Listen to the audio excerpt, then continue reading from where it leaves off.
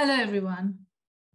Welcome to another edition of the CGA BRI Talk series. Today we have with us Admiral Professor Jayanath Colombage. Admiral Jayanath Colombage served the Sri Lanka Navy for 36 years and was its 18th commander. He was appointed commander of the Navy in 2012. Upon his retirement, he served as the director of the Center for India-Sri Lanka Initiatives and the Law of the Sea Center at the Pathfinder Foundation. Thereafter, he served as the Additional Secretary to President Gotabaya Rajapaksa on Foreign Relations and the Director General of the Institute of National Security Studies, Sri Lanka. Most recently, Admiral Colombage served as the Secretary, Ministry of Foreign Affairs, Sri Lanka. Admiral Professor Colombage holds a PhD from General Sir John Kotalawala Defence University, a Master of Science in Defense and Strategic Studies from the Madras University, and a Master of Arts in International Studies from King's College, London. He is due to assume duties as the new ambassador of Sri Lanka to the Republic of Indonesia. Admiral Colombage, welcome to the CGA BRI Talk series. Bhagya, I'm happy to be with you and discussing very important matters for the world. So, Professor Colombage, I know you're very tight for time. You have duties coming up as the ambassador in Indonesia. So, without further ado, can you please share your thoughts on Sri Lanka's relationship with China via the Belt and Road Initiative? Very long traditional history of friendship. Going back all the way to the ancient Silk Route, if you really like to go back that time, during Admiral Cheng He's journeys to the Indian Ocean, it is recorded that he has visited 3 times to Sri Lanka because Sri Lanka was an emporium in the ancient Silk Route. So our relations with China goes back that long. And of course, through Buddhism, we were linked because the Bhikkhu Fahian came to Sri Lanka to study Theravada Buddhism and bring back to China. So that's another link. But then, of course, in the early 1950s, Sri Lanka was one country recognized China in the international system and started dealing with China. The famous Rubberized Pact is one example.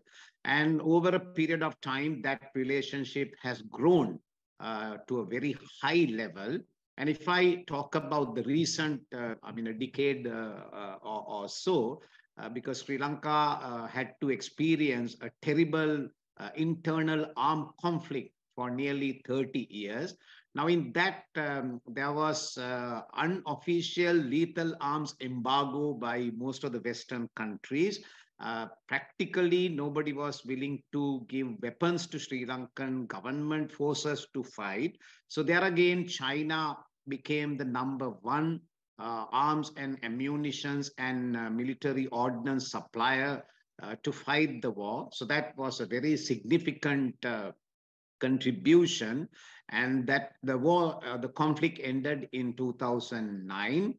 And thereafter, China, I think, using the foothold they had in Sri Lanka, supporting Sri Lankan government forces in military hardware, they used the same office to get involved in the development drive or the infrastructure development drive. And it grew from 2009 to about 2015. It was a very high involvement of Chinese SMEs, Chinese government projects to develop infrastructure. When you look at Sri Lanka, for 30 years is a very long time.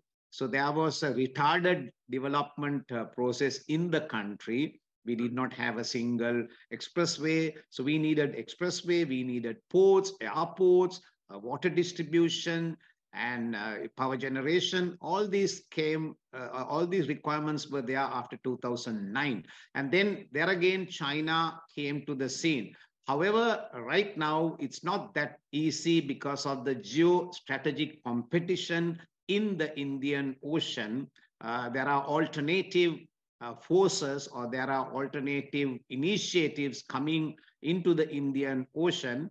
And because of the critically important geostrategic location of Sri Lanka, it is considered important to all the players in the Indian Ocean, not only to China and India, but even to the European Union, Japan, Australia, UK, and USA. So everyone's Indian Ocean strategic focus is actually Sri Lanka occupies a critically important location. So that is why there are certain allegations, certain counter initiatives to the Chinese initiatives in the country. But I think it's a very strong bilateral relationship. And also, I must mention that very unfairly, I would say, Sri Lanka is accused of human rights violations during the conflict. I mean, we were the victim of terror, but unfortunately, many Western countries are now blaming or targeting the victim of terror, not the perpetrators of terrorism. I mean, we all know in 2008, the FBI declared LTTE as the most ruthless terrorist organization in the world. So the government forces, it was a just war. It was the legitimate duty to protect the the nation, territorial integrity. But there again, now China is an ardent supporter for Sri Lanka in the human rights domain as well. So practically, China has not allowed the Western countries to bully Sri Lanka the way they like. So these are the basic things that I want to mention about China-Sri Lanka relationship. I think it is strong one. It's a mutually beneficial one, and somewhat a win-win situation. But then we need to be very careful in the future. When we move forward in the future, bilateral relations are critically important, and China is a very important player. And right now, I must mention this also, because Sri Lanka is in a dire economic situation, and we need to restructure our debt. And now everyone is hoping that China and India will come on board. Now, India, I think a few days ago, declared that they will be accommodating the debt restructuring. So now we are waiting for the good news to come from China, because China has about 7 billion US dollars we owe to China. How China will help in this situation is something that we are all waiting for, because now IMF is saying if China is restructuring your debt, IMF will come on board. America is saying China is kind of the spoiler, not giving the word. And if China agrees, there will be the IMF tranches will come. So this is, I think, the snapshot of China-Sri Lanka relations. So if I can also ask you, what are your thoughts on just a few overall thoughts on Sri Lanka's relationship with the Belt and Road Initiative? We will delve further into it, but just your overall thoughts on the BRI and Sri Lanka? Well, you see, Sri Lanka being very geostrategically, geo-economically located very close to the busiest east-west shipping route across the Indian Ocean. We all are very familiar with the Indian Ocean trade statistics. They say nearly 50% of containers, 72 to 75% of energy, and 35% of bulk cargo for the world is transported across the Indian Ocean. Now, we all know that the world is still dependent on hydrocarbons, right? And that majority of it is coming from the Persian Gulf across the Indian Ocean. Now, Sri Lanka is located very close to this busiest east-west shipping route. Now, per day, approximately 275 large merchant vessels pass just 3 to 4 nautical miles from the southern tip of Sri Lanka. So therefore, Sri Lanka is in a very important location as far as the ocean trade routes are concerned. Now, when you talk about the Belt and Road Initiative, that is the ocean initiative, I think China understands that Sri Lanka is in a very important location. And therefore, now, unfortunately for Sri Lanka, although we are in a strategically, critically important location, we have not been able to capitalize on the location advantage to benefit the economy of the country. Now, one major reason why we have not been able to capitalize is lack of quality maritime related infrastructure. Yes, we are the best container port in the region. We are actually 22nd in the world ranking. That's a very high ranking, and no other port above Sri Lanka, especially in the South Asian region. But still, that's not good enough. In the global maritime commerce, we need to upgrade. We need to continue to develop. And unfortunately, Sri Lanka does not have the capital to invest to develop maritime related infrastructure. And China came forward. Actually, now Colombo International Container Terminal is one good example of Chinese involvement. Because of that, actually, we became the 13th fastest developing port in the world. And actually 20 mainline operators are calling on Port of Colombo because of the Colombo International Container Terminal.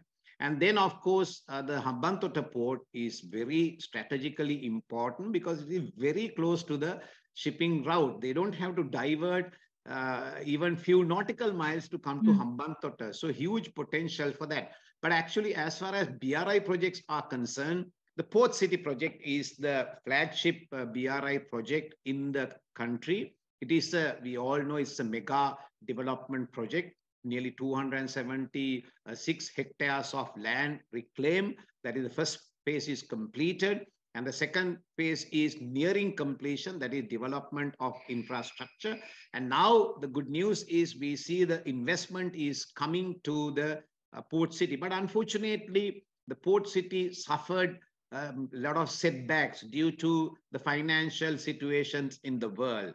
COVID situation, starting from 2020 until about 2021, middle of 2021, because of COVID, there were a lot of setbacks in the progress of the Port City. And then, of course, while the COVID was becoming somewhat settled, the Russian-Ukraine conflict started, right? So all these have contributed negatively to the progress of the Port City project. But now the Port City is there. That is the hope that Sri Lanka can benefit, attracting large-scale foreign direct investment into the Port City. A commission has been created, laws are being enacted, and all these arrangements are now coming into place. The pieces of jigsaw is, coming into position. And I think that's the future for Sri Lanka through the BRI and through the Port City. And BRI, we all know that is a connectivity, maritime connectivity project. And it's, when they started in 2014, President Xi Jinping visited Sri Lanka to launch the Port City. So, it so happened that I was privileged to be in that opening ceremony, and a lot of hopes. But you see, the problem is a lot of time has gone from 2014 to 2023. And as I mentioned, there were certain issues. Then, of course, the situation, the protesters starting in like February, March 2022, that again impacted the progress of the Port City. But now I think it is going strong, and I think that is the future for Sri Lanka. And however, there is a problem because when we say it is a BRI project, countries like India is very hesitant, or rather they will not like to invest in BRI projects. And but I think BRI, to my request is, we should consider that as a commercial project, not as a strategic project. It is a commercial project. And if you have a doubt, I think best is to be there. If the West is so doubtful about the project, the best is to be there, be part of it, invest there, so that then you know what is happening. So I want to recommend or request that we should look at Port City project as a commercial venture, purely as a commercial venture, not through the strategic lens, and invest. be part of it, and then support Sri Lanka to overcome this financial crisis through investment, not through loans, through investment, not through grants, through investment. So this is my take on the BRI. And I think BRI is a great project. When the BRI was launched in 2014, there was no other maritime infrastructure connectivity project for the Indian Ocean. But once the BRI was launched, there were many other projects launched, like Asia-Africa Growth Corridor is one. Now we have Global Britain. Then we have Global Gateway Project of European Union, Bay of Bengal Initiative from America. A lot of other projects have come up after BRI was launched in 2014. That kind of good news for the region, because there are so many connectivity initiatives. However, the money is not coming. The investment is not coming. There are projects, they are launching the project. They have got big tamashas to launch the project, but it's not coming. So that's the problem. I mean, concepts are there, projects are there, but the investments are not really coming the way the countries deserve to get. So devoid of the political agendas of these projects and devoid of the narratives, you're suggesting that these should be understood as purely commercial projects, and that countries should be forthcoming in their commercial ventures, especially FDI, as you mentioned, especially and even in the port city, and invest in these kind of initiatives. And I also like the fact that you said that all of these initiatives are now looking at the Indian Ocean region, which is beneficial for Sri Lanka, because it means we have more avenues to attract investment, attract potential collaboration for Sri Lanka's growth. Now, 2013 was the year the Belt and Road Initiative was launched. Sri Lanka is a founding member of the BRI especially during the time you were in office as the commander of the Navy. Can you tell us whether Sri Lanka's bilateral defense relations were influenced by this partnership? China, the defense relations continued to improve even after the BRI was launched. And I mentioned in the beginning that China supported our defense forces to fight the war. I mean, they gave basically teeth to bite. I mean, they gave the weapons to fight the most ruthless terrorist organization in the world. So that victory, I would like to attribute or thank China for their generous support. You know, China went to the level that we did not even have to pay the money in advance. We did not have to open LCs, letter of credit. They had a bonded warehouse in Colombo, and actually it shifted to Gaul as well. So you can just go and like shopping. You just go and buy whatever you want to fight the war, and later on you can settle. So China went to that level. So that time the defense relations were very critically important, and it assumed a new dimension. And after that it continued, especially on the high level visits and training, because China started giving a lot of training courses for the defense forces in Sri Lanka, including the National Defense College, the Staff College, and many other specializing like weapon training, maintenance training, electrical training. So that level, it increased. However, because of the COVID situation, you know, we all know that the China was very strict, strictly having the zero COVID policy. So that time it prevented the movement of senior military personnel as we used to do. You know, the Beijing Xiangshan Forum, which was a very great program, the largest military gathering in the world. China could not hold it for a few years. And so there are, I think, with these restrictions being lifted, I think it will now assume another level. But when you ask the defense cooperation with China, I have to say, you know, whatever we do with China, it has an impact on India-Sri Lanka relations also. So it's a very tricky situation for Sri Lanka. How do we balance these two, the defense and economic involvement with other countries? And because we need to understand India is a major player in the Indian Ocean, and they have strategic security concerns. They have unsettled borders in the north with China, and on their northwest with Pakistan.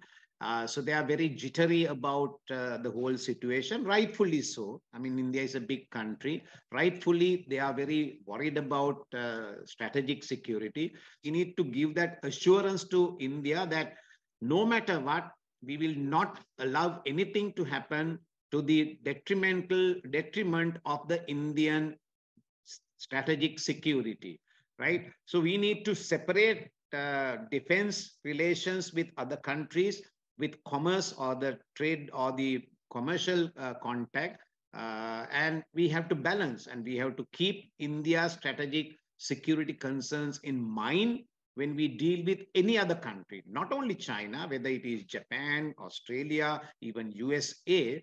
We need to keep the India's strategic security concerns in mind. Then only we can deal with other countries successfully. So whilst collaborating with the Belt and Road Initiative is important, we also have to keep in mind the regional context, especially India, as you mentioned, and ensure that we don't harm India's strategic security, strategic interests while engaging with other countries. Yeah, but you're still saying the Belt and Road Initiative has potential, especially from a commercial perspective. Well, yeah. Bhagya, just allow me to add something, because you see, the Belt and Road Initiative is the only maritime infrastructure related initiative which is actually moving, right? I mean, it has translated into action. It has translated into ground, right? Now, most of the countries in the Indian Ocean region are waiting to benefit from maritime connectivity, maritime trade, right? And they all lack quality maritime related infrastructure. They all need, right? But then, there was a time it was only the Belt and Road Initiative. That means, I think even you mentioned, we did not have any choice, right? But now the choices are open, but then the choices need to translate into action, translate into progress, translate into economics. Then only the countries will be able to choose. Even today, to my observation, Belt and Road Initiative is the only one which is actually translated into action. Translating into action, that's a very important statement.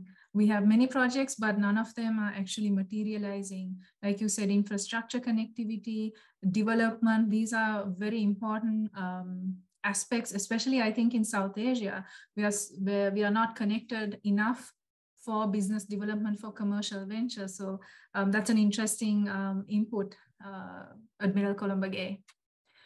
I would like to draw on your experience as Secretary Foreign Affairs. You were in office for about 2 years, from 2020 to 2022, if I'm not mistaken. What were some of the key developments in Sri Lanka's engagement with China during this time? Especially, I would like to focus on the Belt and Road Initiative, since we are celebrating the 10th anniversary this year. What were some of the developments you saw as Secretary Foreign Affairs? Well, I think, again, unfortunately, majority of my period was clouded by COVID period. So there were a lot of restrictions on travel. But Chinese Foreign Minister Wang Yi at that time visited Sri Lanka twice to reassure that China will always be there to support Sri Lanka in its development drive. But that was before this economic crisis or the defaulting of loans by Sri Lanka. So that was one very important thing, because that time no world leaders, no international leaders actually visited other than Chinese, Russian and Indian foreign ministers coming to Sri Lanka. Very few visits actually took place during that time. However, the dialogue continued with all the countries and even with China. And as I mentioned, even the military involvement became slightly less because of the travel restrictions And even students, most of the Sri Lankan students who were studying in China could not really go back to Chinese university. And I had a great role to play in that, trying to talk with the Chinese embassy here and through our embassy in Beijing, trying to get these students back, especially starting with the medical student, because they had a major problem here. Some of them were in the final year and they only had to finish the clinical part in order for them to be a fully fledged doctor. And the government of, Sri Lankan system did not allow them to do the clinical here. So these final year medical students had a big, hard time. So I had a key role. Then finally, of course, China, the government said, okay, we will take the students back, starting with the final year medical students. Of that problem was amicably solved. And also then I think another major thing was the assistance we received during COVID. Because if you look at the Sri Lanka was a success story in combating COVID, and about 70% of the vaccination of Sri Lankans came from China, the Sinopharm, right? So that was another major role that I played to get these vaccines from factory to the airport, from airport to Colombo. And of course, they donated us large quantities of Sinopharm vaccine as well.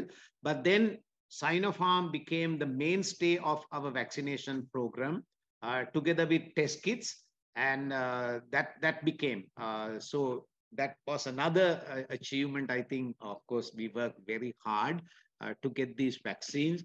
And China came forward, of course, even India initially with AstraZeneca. And of course, later on, we went with the American Pfizer vaccine. But it was a success story here, how to combat COVID. And there, China played a critical role. And also, the culturally, things were continuing with China. But because of the COVID, it did not move as we expected. And we tried to make the free trade agreement moving with China. But I think now it is back on track. And I think the current president is very keen that we go and finalize the free trade agreement with many countries, including China. But those are the things that we started, and now it's moving forward.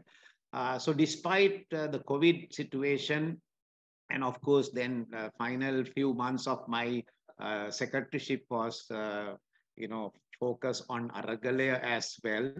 That was a very difficult period for Sri Lanka, entire Sri Lanka. And so we worked very hard through our embassy in Beijing and through the Chinese embassy in Colombo. We tried our best to do the best for the people of Sri Lanka. And there were a lot of medicine donations coming from China.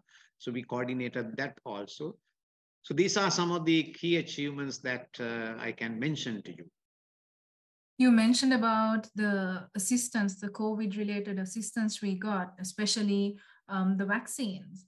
But I would also like to point out that we got other types of medical assistance. I think there were ventilators.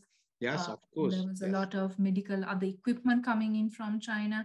And I have no doubt you had a huge role to play as Secretary Foreign Affairs in initiating all of these. And I also recall, as a citizen of Sri Lanka, one of the first planes to come, Sri Lanka, I think the Foreign Ministry initiated the repatriation of some students, like you mentioned, from Wuhan back to Colombo, and that was a huge endeavor at the height of COVID in Wuhan. And surely you all had a lot of diplomatic engagements towards that end. So if not for these challenges, if not for the situation, COVID perhaps, do you think Sri Lanka's relations through the BRI would have been different? Do you think Sri Lanka would have engaged more? I think the answer is yes, because you see, because of COVID, Sri Lanka has three pillars of economic activities: exports, remittance, and tourism, right? All three pillars badly hit during with the start of COVID in 2020, right? Exports, the entire world suffered because Mm. there was no connectivity. Maritime trade impacted. So exports suffered. Remittance, because people were losing jobs and they could not send the money home. And tourism became zero. Now, tourism was in 2018 is considered the golden year of tourism in Sri Lanka, because we made an income of about 4.5 billion US dollars in 2018. And Chinese tourists played a key role in that part, because China became the second largest tourist arrivals to Sri Lanka. But if you actually look at the spending power, Chinese tourists became the number one spending tourists in the country. They were buying a lot of things and they were spending money, right? So if we continue to get that 4.5 billion US dollars per annum, we would not have been in this dire economic situation that we are in 2023. So if we were continuing to earn that money through the three pillars I mentioned, exports, of course, exports bounce back and we are doing very well. Remittance is back almost slowly, but it's becoming. Tourist arrivals from many countries are increasing, but so far not from China. So if we could continue these three pillars of our economic activities, then we would have had money to pay the debt. We would have had enough money to pay our annual loans and the loan interest. Then we could have done more with infrastructure development, connectivity project. But because of this economic situation, I think the government could not really do anything more than surviving. It's a mere survival, right? We all remember the fuel queues, the gas queues, the shortage of medicine. So now, of course, we have overcome that, but we are still surviving. Now, we have not paid our debt commitments in 2022 and 2023. So without paying that, we are managing our day-to-day affair. So this is a point I think the China also should take into consideration. The success of BRI depend on the success of economy of the recipient country, right? If the country is unable to service its debt, right, nothing can happen. No further investment, no further loans, right? So this is a critically important factor. Sri Lanka, and now if you look at closely, situation in Pakistan is not much better, right? And Pakistan is a major recipient country of the BRI, especially through the China-Pakistan economic corridor. So these are, hard-learned lessons for China also, because country should be economically strong, economically stable to be a very active member of BRI. Absolutely. I think one of the previous BRI talk series I had with two other economists, they were talking about China going through a learning curve. So I think you're also shedding light on this learning curve China is going through. And hopefully, like you mentioned, tourism in Sri Lanka would benefit China's reopening of borders, and we'll see more Chinese tourists visiting Sri Lanka in the not too distant future after the Chinese New Year and other celebrations. Did Sri Lanka face any challenges when implementing projects via the Belt and Road Initiative during your time in office? Now, I know COVID you mentioned was one difficulty. And if so, what are some of the challenges that you faced besides maybe COVID? And how did you all manage? How did the government at the time manage these or solve these issues that you came across? Well, I think other than COVID and other than the dire economic situation, another major challenge that Sri Lanka experienced in dealing with China is the geostrategic competition taking place in the Indian Ocean. And all the world major powers are now focusing on the Indian Ocean, and they openly say China is a strategic threat. Now, when the West has declared China as a strategic threat, and when they are initiative where when their strategies talk about countering China, then dealing with China for a small country like Sri Lanka is a very difficult situation. So that is why I said we have tried our best to say right now our dealing with China are much more commercial oriented than defense and strategic partnership. And then the assurance that we had to give, especially to India, that Sri Lanka will never allow its territory or its territorial waters to be used by one power against another power, especially against India, right? Because unless we can give that guarantee, unless we can give that assurance, it's very difficult for Sri Lanka to engage. Now, then again, the third point is the suspicion. You know, when there is a Chinese project, there is a lot of hype created about it. A lot of media is going to town with it, and then they always accuse, oh, this project is oriented towards military use by Chinese military one fine day, which is not true. I mean, like especially the port city, I have not seen any military component or any military desire through the port city project. But then we had a hard time in convincing that let us divide this defense and strategic relations with commercial relations. So that I think was another thing that we had to battle. Other than COVID, there were few other challenges posed by the geostrategic competition taking place in the Indian Ocean, and some of the major powers naming China not as a strategic competitor, but as a strategic threat. Strategic threat and not a competitor. And I think there is a recurring theme in our discussion today about how the Indian Ocean region continues to play a strong role in in many countries' visions, in their initiatives, in their policymaking. You also mentioned that that Sri Lanka needs to take a bit of a commercial engagement, and that might be more suitable. So do you think in the future Sri Lanka's partnership with China would sway towards a commercial engagement over, say, a political strategic partnership? Well, I think Sri Lanka would be very interested in engaging with all the countries in commercial ventures. I mean, getting investment coming and getting more trade between the two between countries. So I have a feeling that as far as China is concerned, Sri Lanka's main interest would be a commercial interest, right?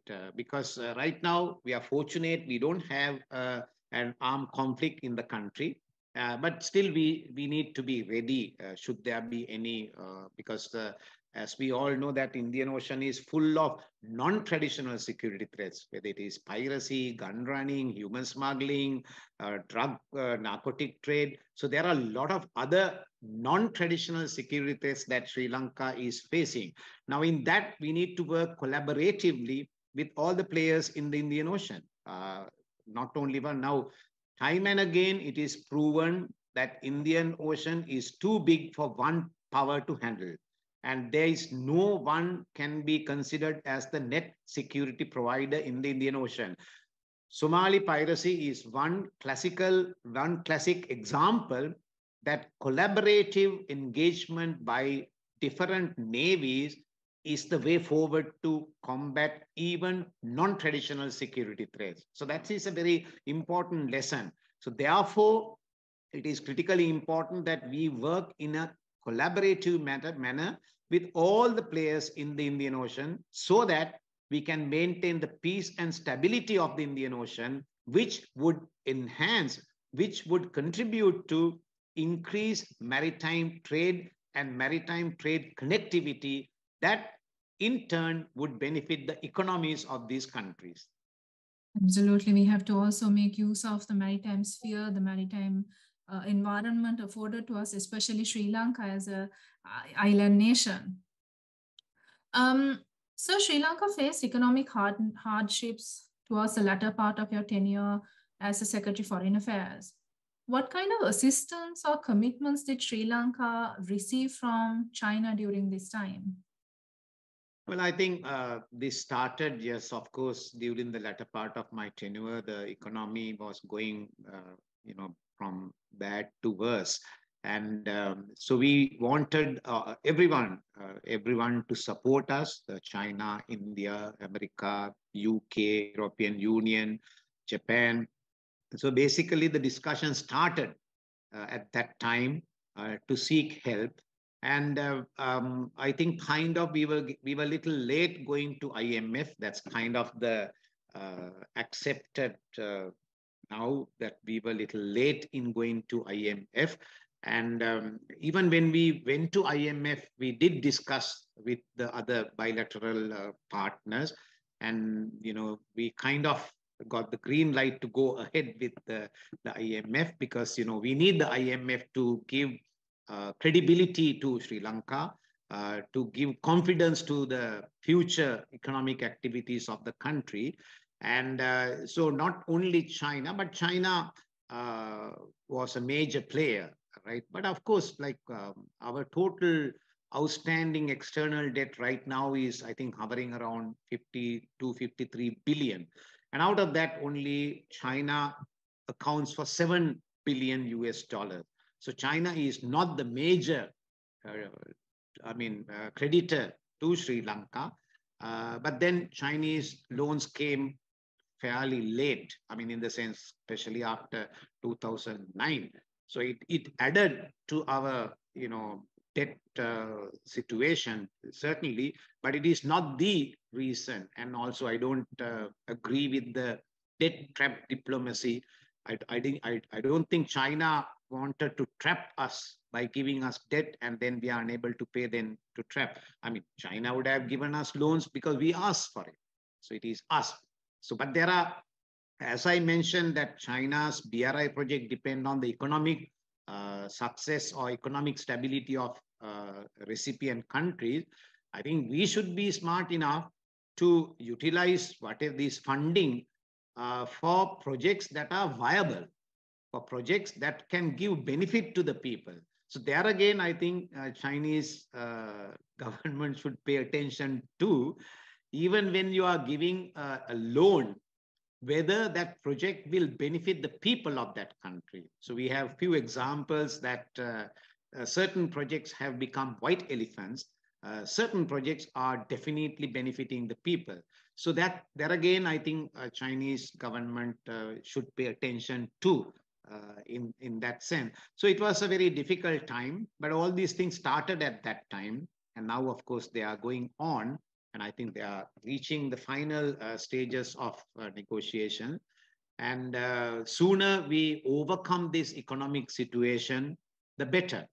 And I think it is in the mutual interest of other countries to have a very strong, stable Sri Lanka, because Indian Ocean security, Indian Ocean trade is critically important to the world.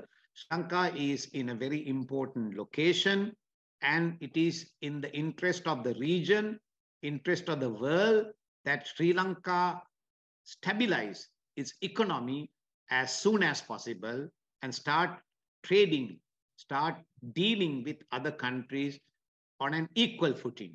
So that is, I think, the message that I would like to say at the final word.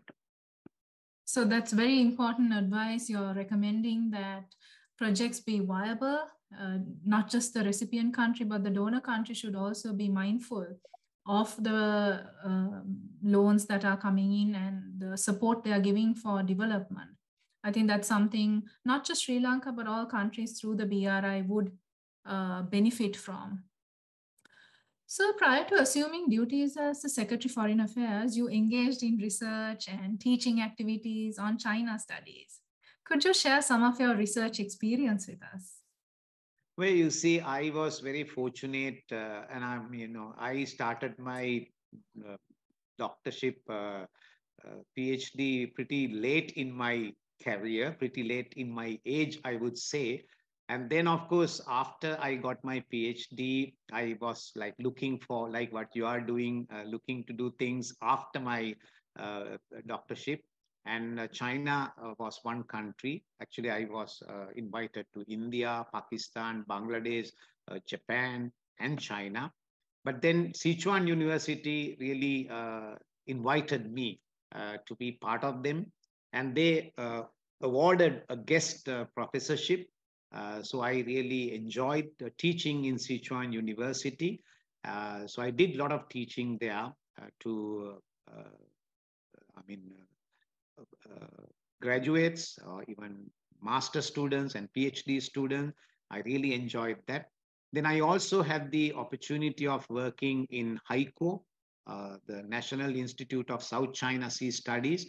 So my main focus with them was, again, the Belt and Road Initiative, the challenges that it has, and then how do we, counter the negative publicity like the debt trap diplomacy. So with the HICO Institute, I work on the BRI and on that. But in the Sichuan University, it was basically teaching engagement, teaching the undergraduates, the graduates, that right. So I really benefited from that.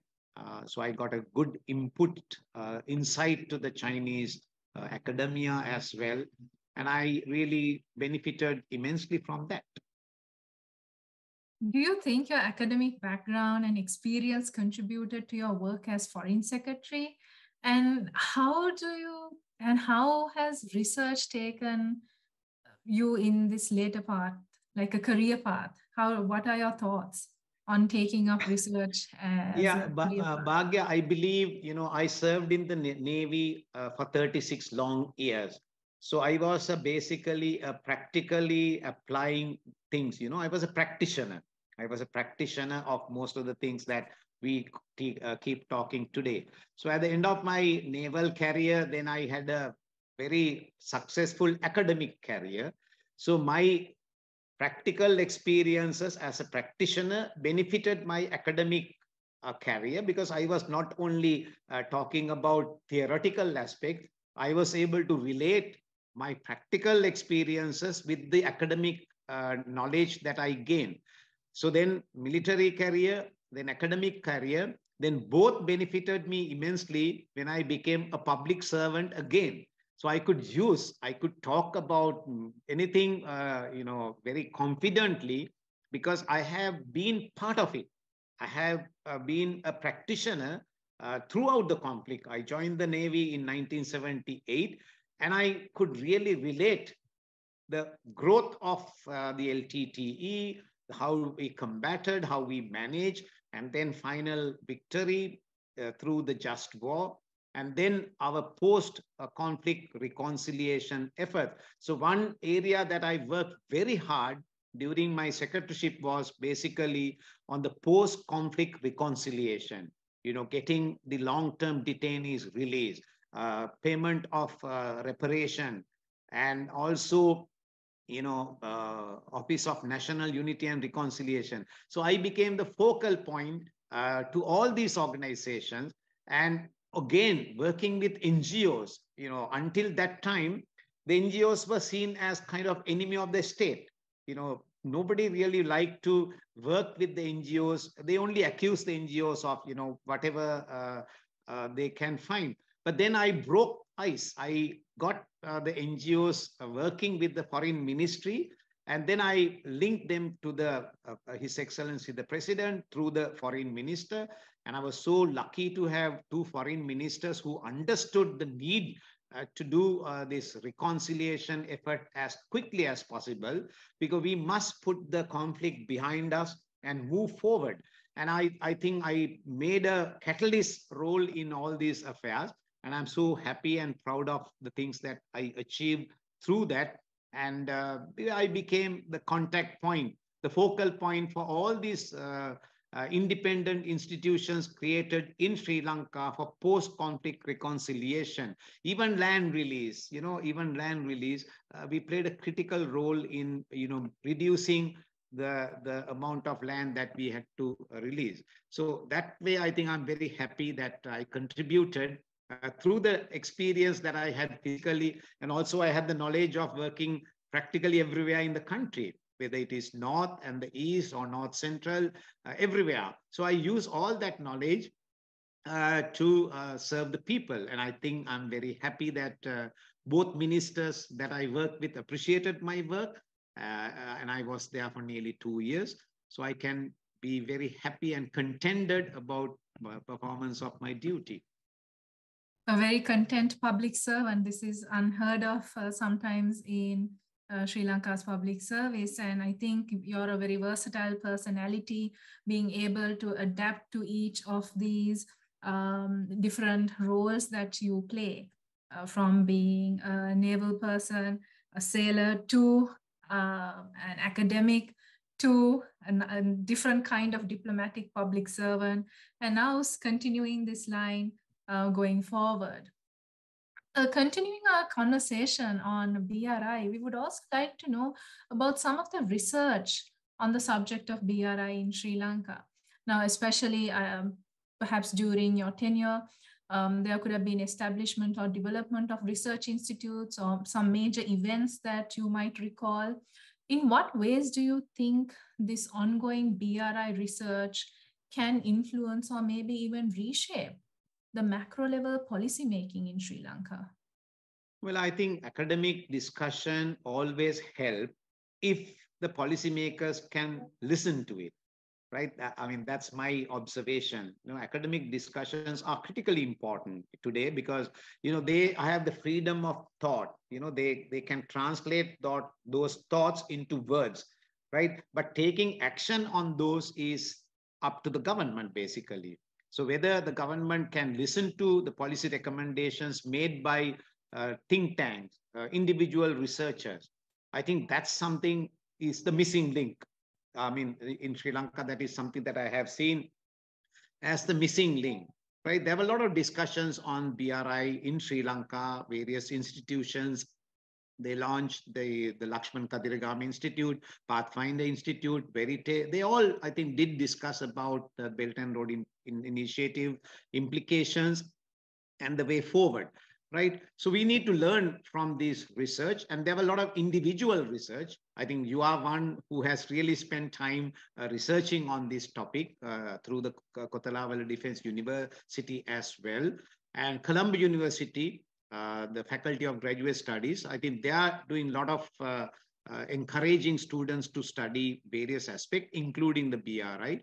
So I'm sure there is a lot of very valuable materials available already, but we need to continue that discussion because the world is a very dynamic place.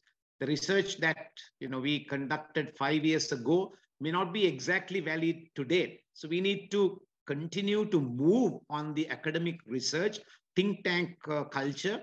Think tank culture is relatively new in Sri Lanka, relatively new. Of course, we have had think tanks for a long time as well. So we need to now mobilize these think tanks, these researchers, and really talk. And also, I have to be very frank and sincere with you. When we have a discussion, we have to be frank as academics.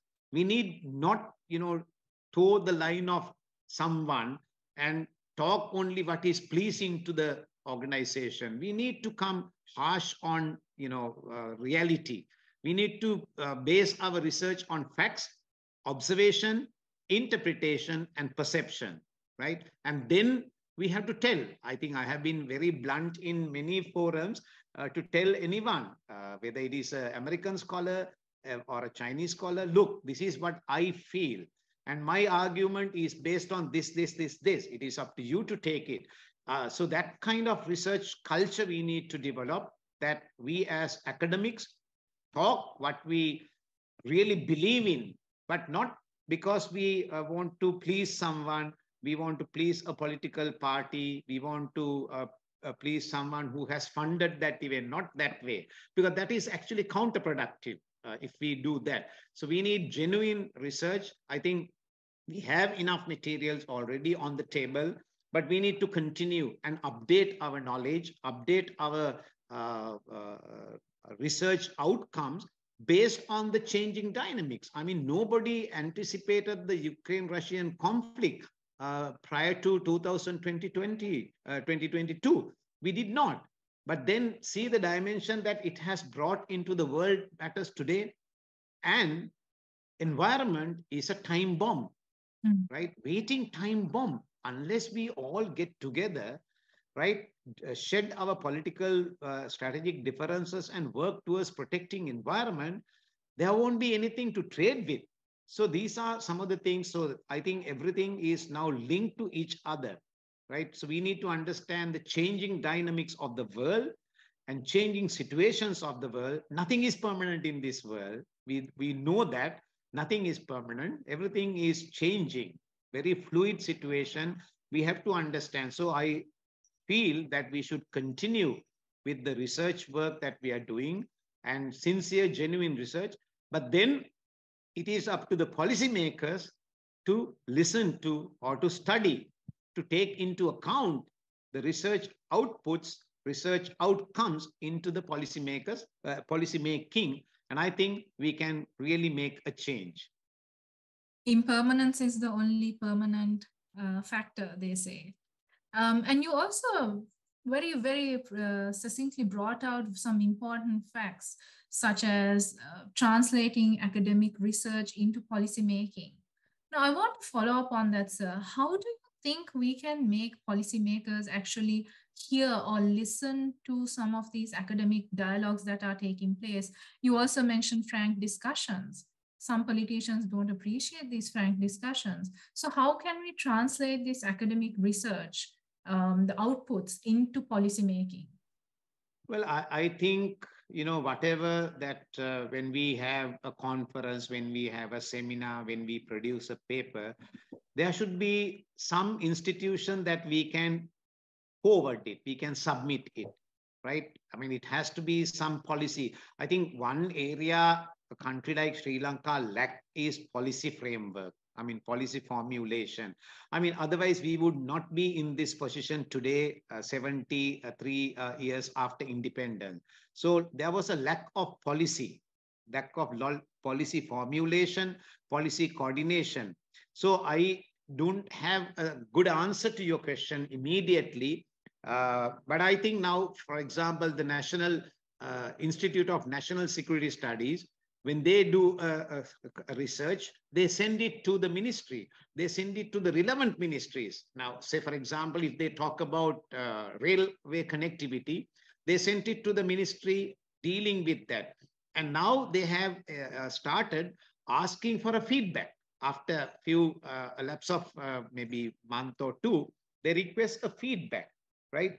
So now I think that is a good thing. I mean, similar thing we need to develop, because there is no point spending time, energy, and money on research if it is only limited to the outcome document, right? We produce a very glossy outcome document with our names and photograph with our credentials in it, and it stops there. So that's a waste of time, right? So I think we need to have some institution within the government to receive these research papers, analysis, right? Not necessarily or not only the strategic situation, even other scientific research. I think there are a lot of PhD scientific research being conducted, but have they really produced result is the question that I have. So I think our research should be result oriented.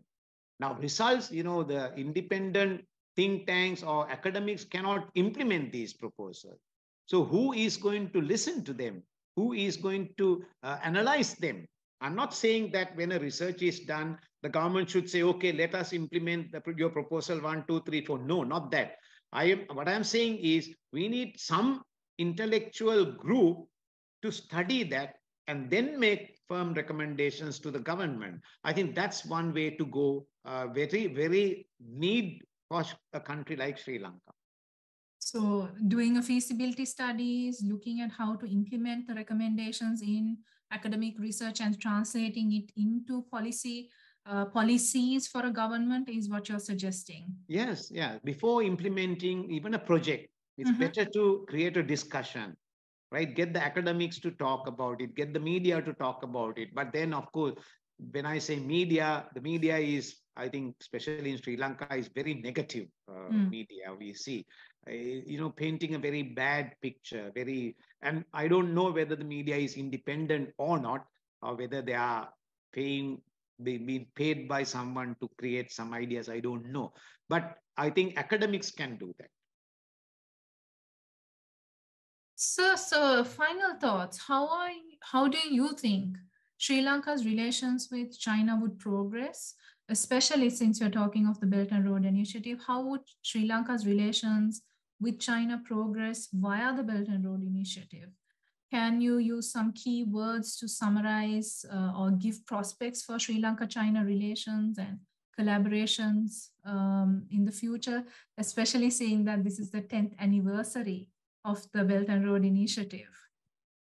Well, you see, Sri Lanka need to piggyback, I would say, or benefit from economic development of other countries. Now, we all know China became the #2 economy in the world, right? And not only China, of course, India is a fast developing economy in the world. And countries like Indonesia, where I will be going, great potential, and they're developing fast. So we need to benefit from the economic development of other countries. But you asked a question about China, so I will focus my attention on China. Now, China, we all know, is the #2 economy. The IMF prediction was by 2030, it will be the #1 economy. So we are not interested in China becoming 1 or 2 or 3. That is not our interest, I think. But we need to benefit from America, UK, EU, Russia, China, Australia, Japan, India, everyone. Bangladesh is another economic tiger in this region. So we have to benefit from the economic development of other countries is my one very important point, right? Now, Sri Lanka's best advantage, the best potential lies in the ocean. That's I like to emphasize that. The blue economy, that is a sustainable exploitation of ocean resources, including shipping, right? That is our future. Now, when you look at China, Sri Lanka, or when you look at China as a maritime trade partner or maritime trade power, I think Chinese shipping is fast becoming the #1, 2, 3, 4 shipping companies in the world, right? If you take COSCO Shipping, I think they are the second biggest shipping conglomerate in the world. And if you take China port development, like China Merchant Port Holding is within the first 4 port operators in the world. Now, we have a country, China, who is within the first 4 port operators in the world, within the first 4 main shipping lines in the world. Combine that with our ports, right? We can easily benefit, right? Combine that with the Belt and Road Initiative, we can easily become a better player in the global logistic, global maritime trade. So we need to tap on that. We need to capitalize on that, right? So that is why I said we are not interested what position China occupies in the world economic ladder, right? There are facts. Now, if you take global Fortune 500 companies, 20 years ago, not a single Chinese company was there. Today, I think there are about 126 Chinese companies are in the global Fortune 500. And that's more than American companies. And if you look at global banking, 10, 20 years ago, not a single Chinese bank was there. But today, I think the first 4 banks are from China. So these are facts, right? So that is why I say we need to develop, we need to benefit, we need to, if you like the word piggyback on the Chinese development for the development of Sri Lanka without upsetting the strategic situation, because that is also important. We can't just go fully bandwagon with China, neglecting the strategic security situation in the region. We can't do that. So balancing that, if we can benefit from the China's economic development, that will be the best for Sri Lanka. Thank you, sir. So final thoughts being making use of the island nation status that we have in Sri Lanka, also benefiting from the commercial ventures, commercial activities, economic development of other countries. I think these are real food for thoughts for policymakers, academics, and even students of international relations and China studies going forward. So thank you very much. We've had a long discussion today. And I wish you all the very best in your upcoming appointment as Ambassador of Sri Lanka to Republic of Indonesia. All the best, sir. Thank you, Bhagya. I really enjoy talking with you. Good luck with your studies. All the very best to you.